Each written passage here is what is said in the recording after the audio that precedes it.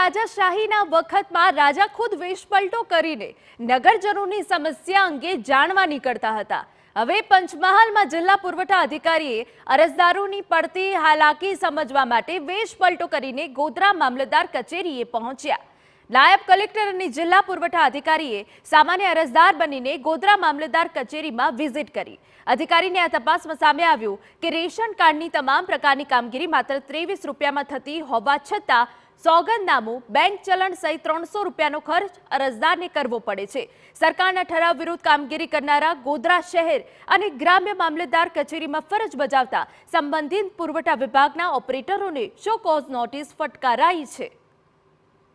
આ જે form number 2 થી ફોર્મ નંબર 9 સુધીના કોઈ પણ કામગીરી માટે એફિડેવિટ કરવાનું થતું નથી, છતાં પણ અરજદારો પાસેથી એફિડેવિટ કરાવવામાં આવે છે અને જે સરકારની સૂચના છે કે ફક્ત સ્વઘોષણા જ કરવાનું છે, એફિડેવિટ કરાવવાનું નથી।